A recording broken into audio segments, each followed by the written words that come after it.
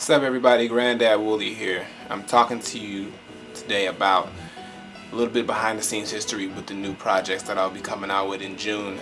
The new Granddad Woolly album, Flight to Lisbon, and the debut EP with me and Ireland producer Hostile Product under our name Grand Hostility, Project Zero, the EP. Basically we're going to just split it up into two videos talking about each project. So the first project I'm going to talk about is Granddad Woolly, Flight to Lisbon, the new official new album, the follow-up to Give 'Em Granddad, the 1032 LP. And how this album came about is actually it serves as sort of a bridging between the last album and the album that's going to be after this.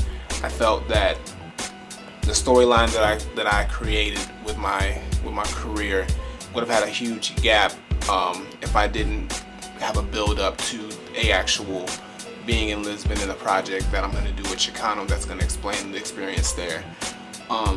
So when it comes to the chapters that I've created for this career, it still stays in chapter 6, more like 6.5, and that is also the reason why I have two projects coming out, because it's sort of all this occurs during that middle ground between 1032 and also the new project that's coming after this. As far as the sound of it,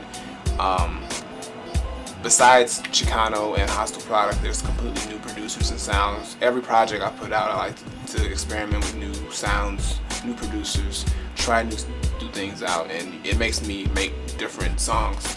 I never like to make the same songs, and when I put out albums, I never like to make the same project. Or, you know, it's sort of like your child. Each child has its own personality, and that's the same thing with a project with me. And seeing it's been a 3-year gap since I've put out the last album, I really want to show a difference in, you know, what I can do and what I bring as far as an artist.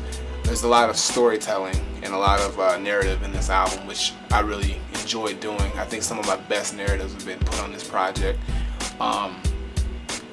And it's a really album that you have to sit back and listen and understand, you know, what each line and word means and how it connects to the next. And it's just a big album of just narratives that in some way, shape, or form all come together in the end.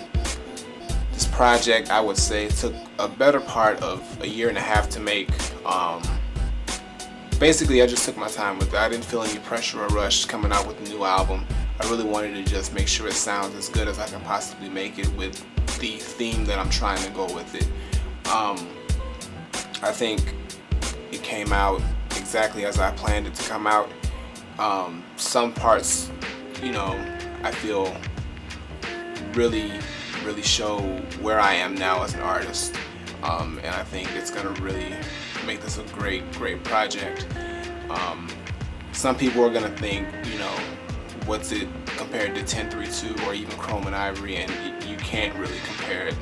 It's just one of those projects that you sit back and listen and you get a different vibe and feel from it. You know, you really can just say this is something on another level, in another lane.